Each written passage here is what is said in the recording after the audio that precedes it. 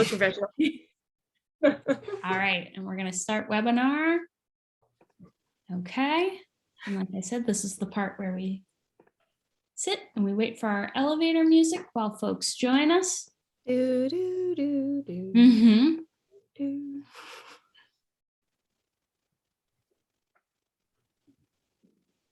There we go. I see some folks. Hi, everybody. We will get started momentarily. I like to start off all of our events by asking if you guys, the audience, are comfortable sharing with us where you are tuning in from. So if you take a look, you can either comment in the chat or in the Q&A at the bottom of your screen. Like I said, if you're comfortable with sharing, I would love to know where you're watching from tonight. And we will get started momentarily. But where in Maine? Scarborough. From Seattle, Scarborough. So many familiar names. Newport, excellent. Portland, lots of folks here in town tonight. Yeah, Alex is a groupie.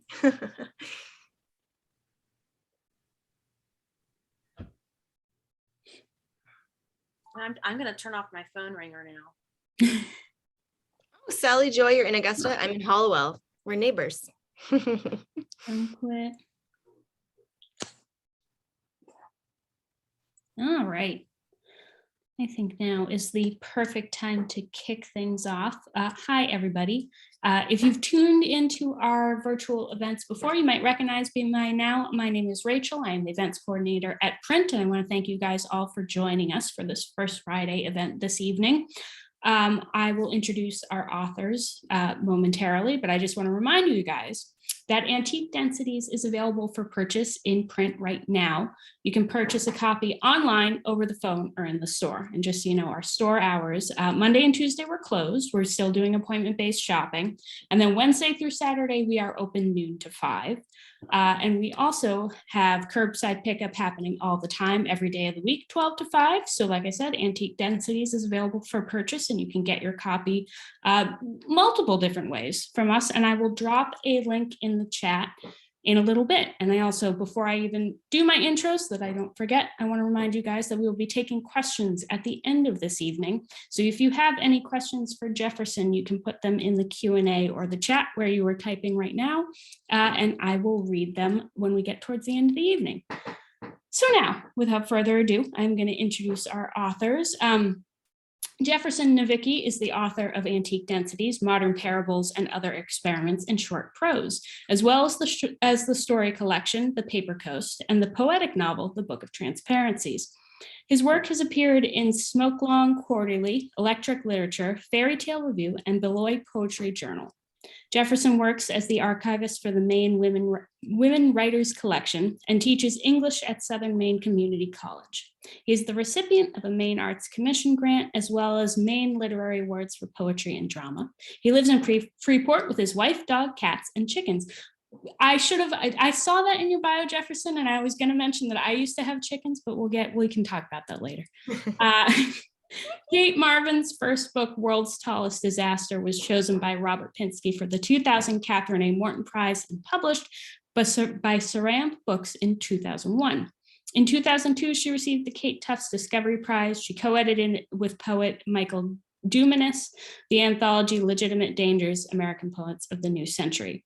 Her second book of poems, Fragment of the Head of a Queen, for which she received a Whiting Award, was published by Saramp in 2007. Her third book of poems, Oracle, published by Norton & Co., was named by the New York Times as one of the best poetry books of 2015. Marvin teaches poetry writing in the Stone Coast MFA program at the University of Southern Maine and is professor of English at the College of Staten Island City, University of New York. With us tonight, as well as Jules from Mechanics Hall. And if you guys don't know about Mechanics Hall, they are committed to the innovative vision of our founders, the Maine Charitable Mechanic Association, to make knowledge, ideas, and arts accessible. They engage in community through cultural events, educational programs, and affordable instruction, and are stewards of the landmark building that houses the 8th oldest membership library in the country and a grand ballroom, which I've said this before, Jules, but I think it's so cool that you guys are the 8th oldest library in the country. It's very neat. So without further ado, I'm going to make myself disappear and hand things over to Cate. Hi there. My name's Cate Marvin. I'm really excited to be joining Jefferson for the launch of his book, Antique Densities. And I guess I want to give you a little bit of a background on how very mysterious Jefferson is as a writer. I am in a writing group with him, and he's very prolific. He writes a lot of different things. And then he's like, oh, yeah, I have this book coming out. We're like, you didn't tell us about that, Jefferson. So it turns out that he had been working on this book for a long time, and we're going to ask him about what that process was like. And it's really just a remarkable book of prose poetry. And to my mind, I take so much pleasure in this book because there's so many different perspectives, and because you never know where you're going to end up. And there's so much surrealism and humor that I really want to sort of make a pitch for this book as maybe the most perfect present for one of those friends of yours who you don't know what to get them, especially if it's an eccentric person or an intellectual or someone who doesn't want to be burdened with a longer book.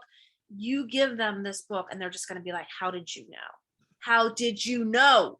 Because that's how I felt when I read this book. And so I actually got all up in Jefferson's business, because I was like, which poems are you going to read? Because I like all 20 of these. So Jefferson lives in Freeport, Maine. He's already been introduced. I don't know why I'm introducing you again, Jefferson. But we thought that maybe Jefferson would read a bunch of poems from the book. Then when we would talk about some things, and then maybe I can get him to read some of my favorites maybe. So are you ready to go, Jefferson? I'm ready. Yes. Thank you, Cate. Yeah, I'm ready. Yeah. Thank you, everybody. I'm following along right here. Okay. All right. Thank you. Thank you to Print and Mechanics Hall for hosting, two of my favorite organizations in Portland. I also want to say thanks to Deerbrook Editions and Jeffrey Hayes for making such a beautiful book, including his painting on the cover. I want to thank Kathy Hook and my mom for proofreading so thoroughly this book. Very important to get those typos that I seem to always throw into the book. And I want to thank Cate for being here to talk about the book with me. And finally, I want to thank everybody for tuning in and listening and responding to tonight's event. So I'm going to say a few things just about the kind of the genesis of the book. As Cate mentioned, I've been working on it for a long time, and it really came about in 1998, and I just graduated from college, and my brother had an internship in New York City at an art gallery in Soho, and I went to go visit him, and it was one of those internships that they didn't pay you, but gave you a very good free lunch.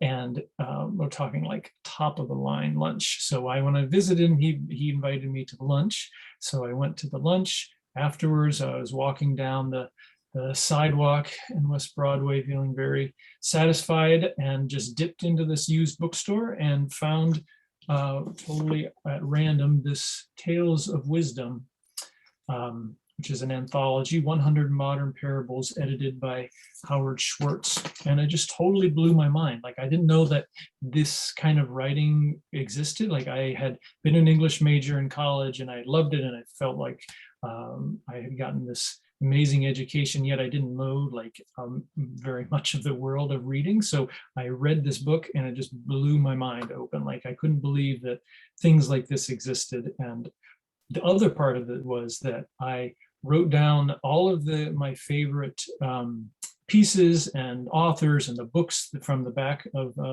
Tales of Wisdom, and I put it on a little piece of paper, stuck it in my wallet, and this was before the days of like you would order books online, or at least if you could. I couldn't figure it out. So, but I thought I was going to New York City and I would just go to bookstores and they would just have these books. Like that was what I thought of New York City, was like, I would just go to bookstores and they would have all the books that I wanted.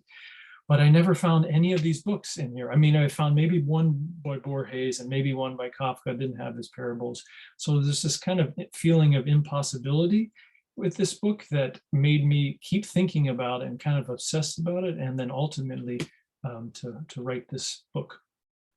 So I'm going to start reading with a piece about Borges. So if you don't know, for those of you who might not know, Jorge Luis Borges is an Argentine writer, and I say a little bit about him in here. And he was very influential to lots of people, including me. And other thing that I reference in here is Holy Motors, which is a movie I no longer remember anything about, but it was that kind of impetus to start the piece. So this is me and Borges. This morning, I'm thinking of Borges. Last night, we saw Holy Motors. The whole movie, all 2 hours of it, was better executed by Borges in his page-long prose piece, Everything and Nothing, about Shakespeare's genius, but ultimately his emptiness and living solely through his characters. Borges's piece is genius in compression, half essay, half fiction.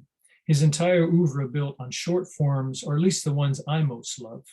He never wrote a novel or any long pieces, substantial short stories, but even the ones I most admire, Everything and Nothing, Borges and I, are even shorter than that. And he wrote essays and book reviews and poems. He was a classics man, which I am not, but he was also a minimalist and an elegant compressionist who belongs in the city center, walking in the cool spring sun on an abandoned boulevard on a Sunday morning. He's walking up a tree-lined sidewalk, headed for the library, the place where all good things come from and eventually come to rest. Its cool shade permeates a delicious stale air. I'm walking with him. Together, we talk a little. We walk by the shut shops, their metal grates pulled down, all of them, to create a long run of sheet metal skin. Somebody sweeps the sidewalk. A corner store is putting out its day's selection of flowers, more today than usual as it's Sunday, and soon many will walk by in a generous mood returning from church. Borges and I say so little to each other. He's an old man, shuffling steadily. I keep his pace, watching for places he might stumble.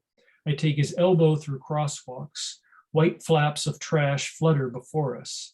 I used to want Borges to talk to me more, to tell me important things, some bits of that huge pool of knowledge he's acquired. But his intelligence isn't like that. He doesn't speak of it. I used to want to provoke Borges, offend him with talk of swearing. I knew he didn't approve. But I finally gave that up for these moments, these walks on clear Sundays where we don't speak. If the day's fine enough, Borges will sit on a bench outside the cafe in the sun, and I will run inside to buy us cappuccinos and the croissants we both love so much, the flaky butter and caffeine feeding our souls more than anything, more than this beautiful air. We continue on, the library, our destination, now in sight. We cross the courtyard at a diagonal, scattering pigeons from their strutting. Borges pauses to watch them flutter up in the air like pots of clay. We climb the wide cement steps to the high doors. I open one for Borges, who nods and enters the library. The air is so much like I remember it. Borges moves to his pedestal, equipped with a reading lamp, a chair, and a selection of books he'd asked for. Soon the people will file through to smile and quietly gawk at him. He won't acknowledge them, only continue his reading. What will I do today? Where will I go now that I found myself in the library? Will I go out for a while, then return for a few hours, go out again to meet some people, and then I'll return again and again. Wherever I go, I always come back. I'm so happy to come back. So that was one of the kind of early pieces in the book. And then I wanted to read one of the most recent pieces from just a few years ago. It's called 4 Diagrams in a Forest. And I spend a lot of time walking in the woods. with my dog, and we come upon lots of surprising things in the woods. There's an old abandoned tractor. Sometimes we come upon deer, hikers. We came upon a coyote once. A whole herd of cows were in the woods one time. And it's one of my favorite parts of coming upon things in the woods is that you can't think about anything. Like in my normal life, I'm always thinking like, do I really need this pair of shoes? Or maybe not, I don't really need to buy them. It's not like I kind of dither back and forth, but like when I walk around the corner in the woods and there's a porcupine and my dog is chasing the porcupine, like I just have to like be in that moment and like solve the problem. And it's something that I appreciate a lot about walking in the woods. So this poem is about that kind of thing and maybe working some other things out. So 4 diagrams in a forest. Depicted in this diagram is a man walking in a forest. He's out with a few people he doesn't know. They pass a toppled tree, roots up and up to make a latticed cave. Inside the cave is a baby. The others do not seem to think it is a human baby. He knows they are wrong. Having been inside his body, he knows the body to be an invention, and so he says confidently, "That's human." Depicted in this diagram is a man nursing a baby in a cave of roots. No one else could do it, so he learned fast. It never occurred to him to make a mistake. Duty called. Depicted in this diagram are the thoughts of the human mini robot. I prefer to be a collaborator. I prefer languid moments. I cannot control my feast mode. I hate that old song I hate. I prefer people who are kind and not especially insightful. I suppose I just have to put up with this. What's that line about being pretty? Depicted in this diagram is how he wants to be praised for his actions. You should praise me. I need it. Who says stuff like that? Instead of praise, he's left alone to praise what's left, the forest, the cave, the one who needs him.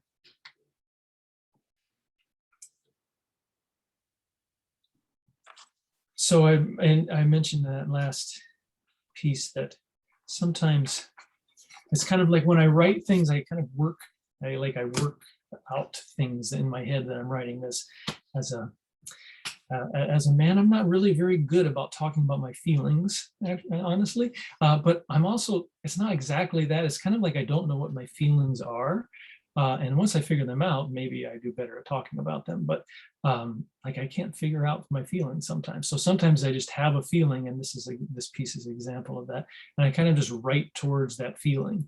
And I just have this feeling of kind of sadness that I didn't know what it was attached to. And I was looking at this picture in the newspaper, and then I just kind of wrote towards it.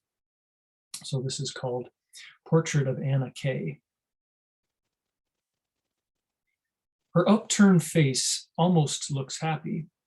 Could have if you don't take the time to look at her neck, which is an undoubtedly unhappy neck, as it belies a shrunkenness like invisible hands threatening to strangle all its neck life.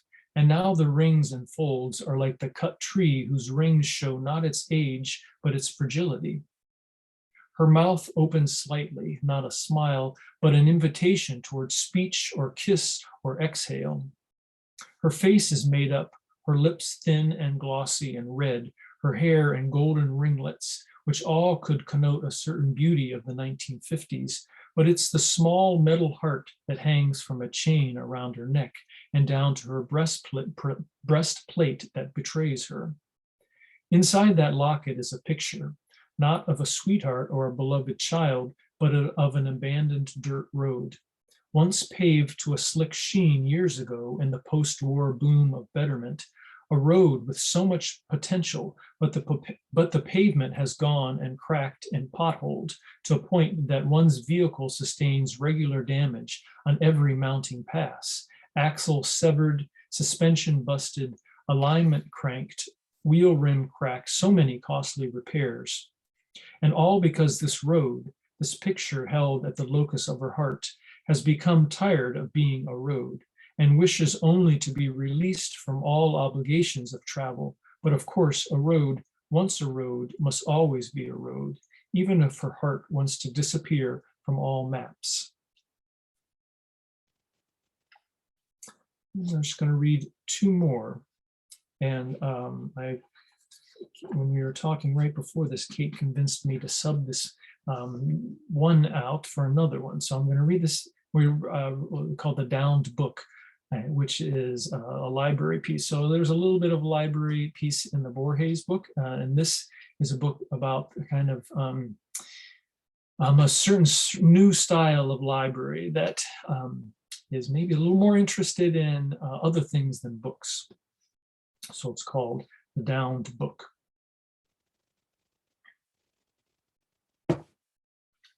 There it is on the floor of the newly renovated library. Does anyone see it? Everything else in the renovated library is new, high-ceilinged, bright and clean. Everything in order except for the book splayed out, face down in front of recent acquisitions. It seems, amidst the breathlessness and sparkle, that no one has noticed the casualty. The downed book makes little whimpering sounds, like a dog left too long in front of a cafe who can see its owner laughing and drinking latte after latte, writing email after email. But no one hears the downed book. The library has been weeded. It now has lots of spaces for people to connect and plug in. The downed book dreams of the old library, comfortable and musty, movable stacks packed with books and periodicals. In the old library, the downed book thinks, if a book fell to the floor, somebody would be right on it to pick me up. Now, if the wireless signal frits for a bit, somebody calls 911. From its sprawled out vantage point, the downed book can see the names of donors, but that's about it. It's a running joke among the remaining books in the library that you'll never have to wonder who donated that wall, stair, or toilet because somebody's name is written on it. One book says the library has more names on it than books in it. The other books laugh uncomfortably. What can you do but laugh? The other books on the shelves send psychic SOS waves out through the bibliosphere to rescue the downed book, but no one responds. A student, cheeky and slouchy and ball-capped, kicks the downed book as he walks by it, laughs in a way of someone who has spent too much time in front of a screen, kicks the down book like a hockey puck. It skitters across the floor, the clear plastic cover scrunches in a bad wrinkle, and the poor pages crumple and strain against the glue. A rip? It's hard to tell. A breathless moment. All the books on the shelves lean forward in horror. A girl kicks the book back, laughs again. Villainy. We can't let this happen. We must fight back. We need to change. We need a new ending.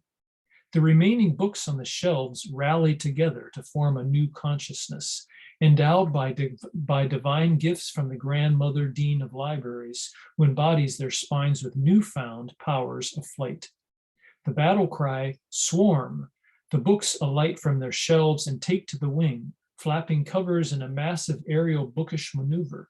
What is the name for a group of books in a vengeful flight? A flock? A murder? No, a siege of books, that's it, soaring and cracking spines. They swarm the disrespecters who shriek and cower, arms up to head and run. The siege of books helps up the downed book, who then takes flight with them. They fly through the new glass and wood atrium and out into the blue sky, bestsellers of the air. The librarians watch the siege of books go like zookeepers, secretly proud that the wild animals have escaped. When the cacophony of pages vanishes, a quiet descends on the new library. Everyone feels relief. There's so much more space now that the books are finally gone. Heads down, screens abuzz. I'm going to just finish this little reading portion with a piece that's called Uncle Barber, which I would like to dedicate to my niece and nephew, Daniel and Juliet in Ohio. And it's Uncle Barber I wrote it way before they were born, and my uncle, both my uncles, one is a neurologist, one is an IRS tax man, so nothing to do with barbers. And I don't really I have no idea where this piece came from, other than the only thing that I remember is that this was a time when I was working I was working at the Authors Guild in New York City, which is a great place to take really good care of authors all over the country. And I got the job from a friend who is the executive director of the Authors League Fund, which is a sister organization in the same place. So she had this kind of nice corner office. And I was just like a secretary out, like answering phones, and like the boss's wife would call and ask to be connected, and I would say sure, and I'd hit the wrong button. Like I did that so many times, like can't really count. But I mean, they liked me. I wasn't a very good receptionist, but every once in a while, the best part of this job was that my friend would text me and say, "Want to write for 20 minutes?" And I would just drop whatever I was doing, whatever file I was doing, and I would just run to her office, grab my notebook, sit down, and we would just come up with a prompt and write for 20 minutes. And this was like pure joy to me. This is like the best job I have ever had in my life, that this could exist in work. So this piece came out of that feeling. So it's called Uncle Barber.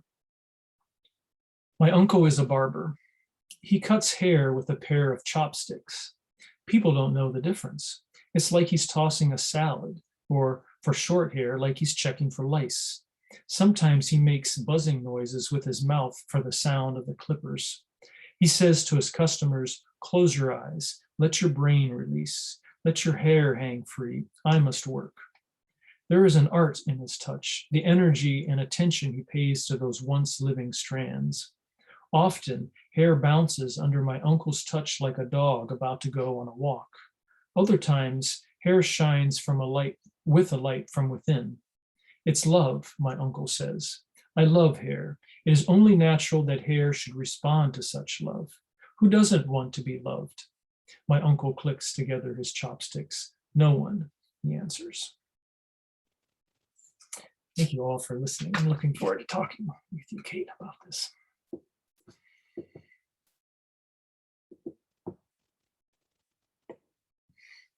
I had my I forgot to unmute myself. You would think by now I would know how to use Zoom. So Jefferson, I am so excited about this book, as you know.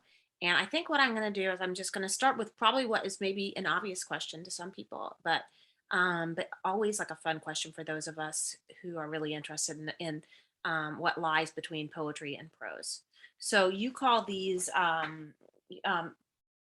experiments in prose, okay, parables. But I'm wondering, sort of, are you trying to like sort of get the best of both worlds, like poetry into the prose and then prose into the poetry? Like, what's your goal here? And am I right in that there's a certain perversity in like your refusal to stand in one genre? Oh yes, that's totally right. Yeah, I mean, I think that's the thing that I like about prose poems. And I mean, I kind of count prose poems as anything that is not officially lineated poetry and not like prose or fiction. Like I just love the form, and there's like this like the essential hybridity of the thing is what I like. Like, I mean, some people don't think that prose poetry should be poetry or should be fiction or something, but I like it right in the middle, and I like the tension that comes from that. I also like I like the authority of using the authority of prose to make it sound normal or set certain expectations, and then just to blow it open with the kind of unhinged language of poetry like that. I think that to me is maybe as good as it gets. So it's totally perverse, right? So so you're reading this book and it seems like something normal is happening, and then you're like, what did you just say, right? yeah. And we end up in some incredibly weird spaces, which we can only really, they can't be paraphrased, frankly. They resist that. Okay. So you write poetry too, though. Yeah. Would you ever write a novel? I kind of wrote close to the Book of Transparencies, about as close of a novel as I can get to, but I can't really, I'm kind of short form person. I mean, in fact, I would never call, even though I write other things than poetry, I would never call myself anything other than a poet. You don't feel like you're a prose writer or a fiction writer? No, not at all. No, I do those things, but I just feel like I do it as a poet. Like I take like my poet mind and to put that onto the attention of a sentence. you're a poet in disguise. Yeah. Yeah, I was like, this is poetry. This is like, it's prose poetry, right? But it's just okay. So I was thinking about you, and when you read your Me and Borges, which is obviously like a very direct tribute to Borges and his influence on your work. He says, you know, um, let's see, Shakespeare's genius, but ultimately his emptiness and living solely through his characters. And I was like, oh, that's so much of like what's happening in this book, because it's a collection of characters. It's like, is it safe for me to assume that that there are individual voices in every single poem? Oh yeah. Yeah. They're all it's all different voices. Yeah. So when you conceive of these characters, how do they come to you? I mean, is it like Pessoa, Fernando Pessoa, the Portuguese poet, where he has all these different heteronyms inside him? Like, in other words, Jefferson, are you peopled?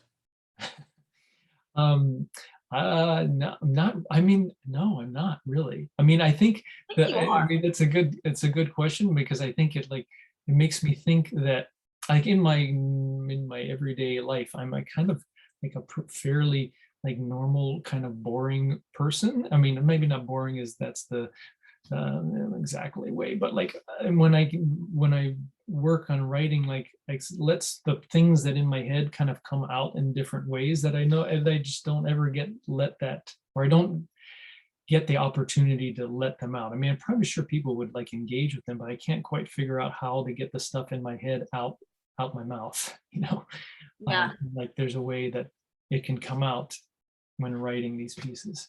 Well, you would have to be boring. You know what I mean? To be like occupied by all these people. I mean, you couldn't like be like out on a town dancing all night, Yeah.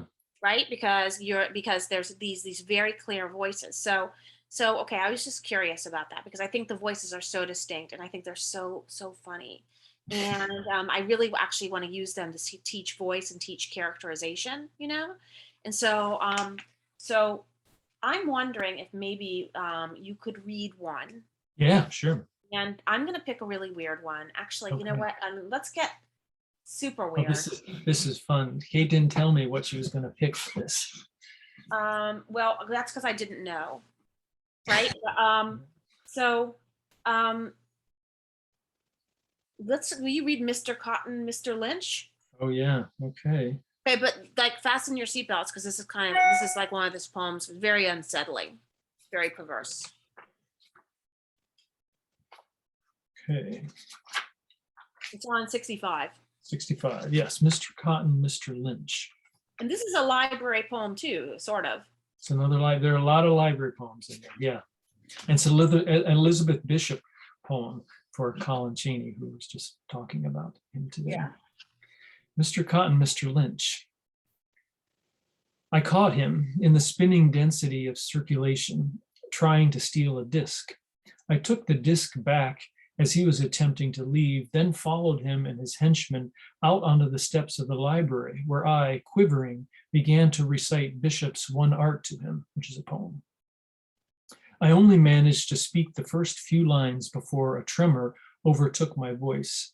His henchman, a tall stiff with a white cap, wanted to hear more, but the thief waved for his henchman to follow, saying that Bishop was more famous in California, where he was from, and he could finish the poem himself.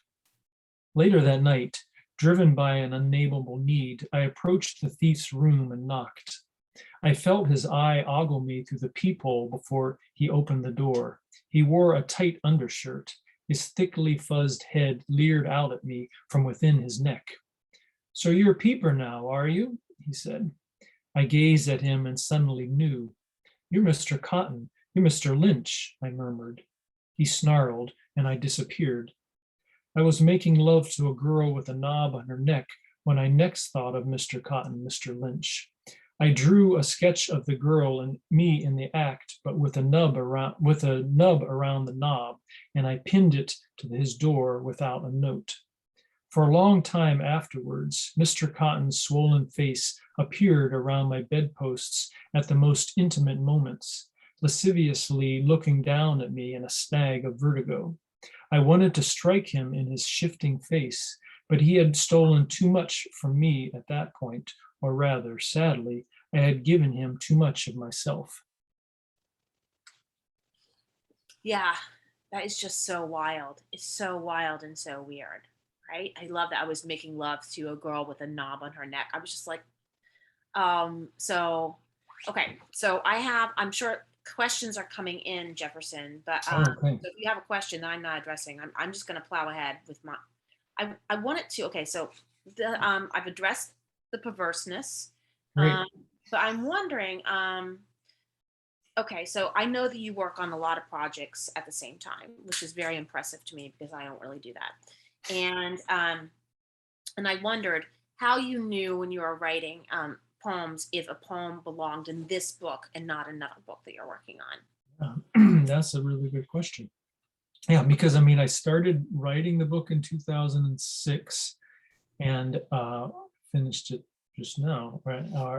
And like, I have a whole other manuscript of some things like this, but like this, the pieces that were in this book, like I don't know. I have a feeling. I had a feeling of many years ago, like what would be in this book, and I mean, the short answer is if I wrote a piece and then I thought that it fit in the book, I would just put it in there, and there wasn't any real kind of reason or hierarchy other than like I wanted to make a lot of library poems, and once I had a bunch of library poems, I kind of knew I could put one set of library poems at the front and one set of library poems in the back and kind of work my way towards the middle. And I guess that was about it. Sounds I good. don't mean, I think that it's like the hardest thing for me to like assemble a collection is like kind of mind blowing. Like people who assemble really thoughtful, well, like progressed collections, I'm very jealous of them. Do you see this question for you? Do you want me to read it to you? Yeah, sure. Go ahead, read it. So the question is it's from Galen. I love Oh that. yes, hi Galen. Yes. And Galen asks you, how does your relationship to your work change when you see it in print and when you talk about it and when you read it out loud on Zoom? Yeah. Um, well, it changes a lot, actually. Like I've never read Mr. Cotton, Mr. Lynch to anybody. I don't think I've ever read it aloud. And when I was reading, I was like, oh gosh, I mean, I kind of had forgotten most of that part. Uh, although, I mean, maybe the one, maybe it's not a change, but it's like a through line. Like I remember that part about reading about Elizabeth Bishop's One Art, and then there's like one particular image of these people standing on a library steps that kind of like came to me even after not reading this piece for many years. So I don't other than like how they might change on the page. That's a very good Do they question. feel more separate from you? Does it feel like, oh, like I wrote this? What? Yes, that's what it is. Yeah, I mean, I feel like, who wrote that? Like, what was I thinking about when I wrote that? I mean, it's so many of these pieces. Some of them are that I don't totally remember. I mean, I kind of remember what's going on in my life, but I don't remember like what's going on in the piece. Like I read them and I'm like, where did that come from? Yeah, so maybe it's even more removed once I finally read it. I think the best poems remove themselves from you. They're kind of like their own thing. Which ties back to Borges's comment about Shakespeare, right? Yeah, You sort of yeah. lose yourself to the poem, and then that relationship is over, and you move on. So, are you okay with me asking you Sure, another set of questions, or should we? sure, yeah, I'm thinking great. like also maybe we could like hear like one more poem. Yeah, sure.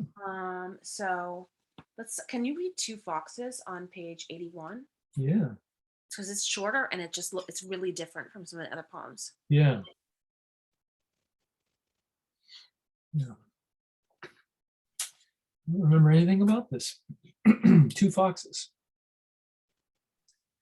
Your hair contains an entire dream full of sails and masts. When I gnaw on your rebellious sea hair, it is as if I am eating memories, happiness espoused to water. At the start of your tawny tentacles, follicles give way to the soft matter of your brain. Your hair is the arm of your brain. I saw two foxes on my way through your hair yesterday. Something was in the air. The animals were stir crazy. Hundreds of geese were circling the pond. Yeah, your hair is the arm of your brain. I was like, oh my God, it is. So let's see, we have another question. Great, yeah. Okay, so this is from Diego. Oh, great. Hi, Diego. Diego says, do your poetic visions transcend time, even independent of the narrative of your own life? Oh, transcend time, do they? I mean, it feels like they do. I mean, because I feel like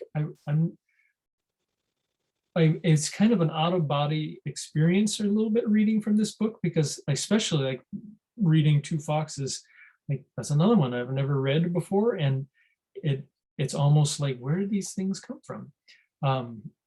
So maybe in that sense, it feels like it transcends a little time. And there's a weird feeling that, like, I kind of many years ago, I had the feeling that Deerbrook would publish this book, and then it took many years for that to happen.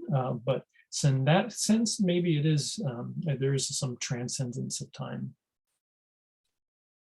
Yeah, I think like all poems speak through time and transcend time. So I'm gonna like my final question, which I'm okay.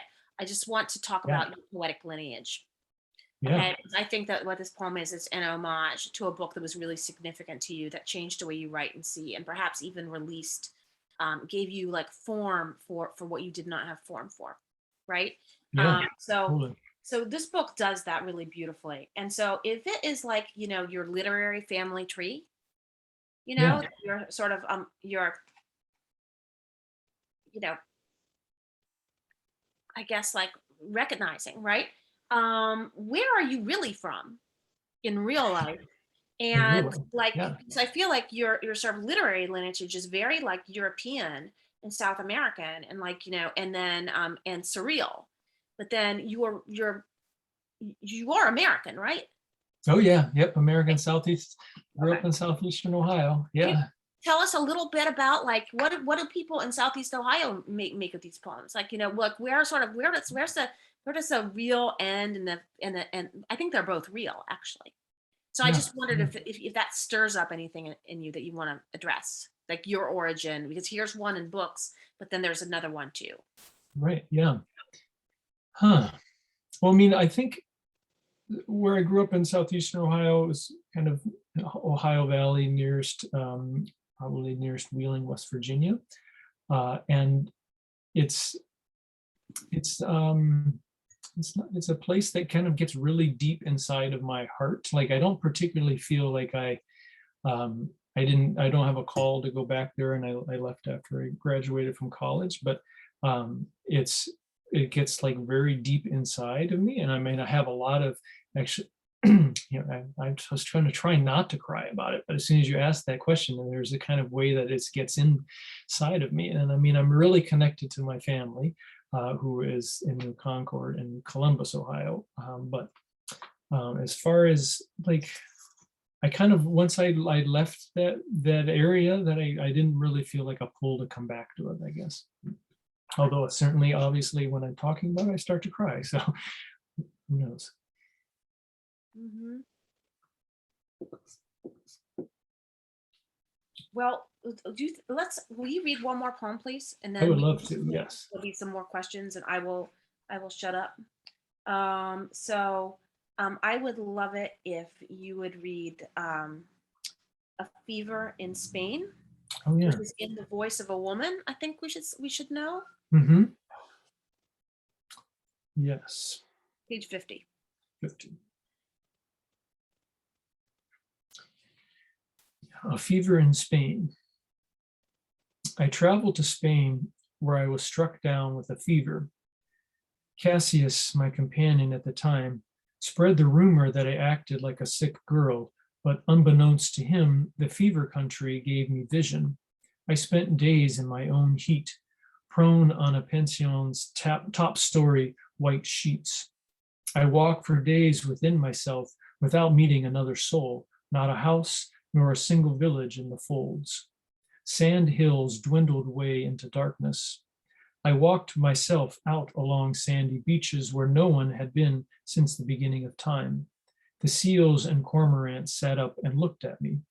It sometimes seemed to me, alone at the top of the little house, that I broke off, a long, interminable sigh, stroking with my silver fingers some sealed blood vessel in my brain, whose bursting would flood me with delight.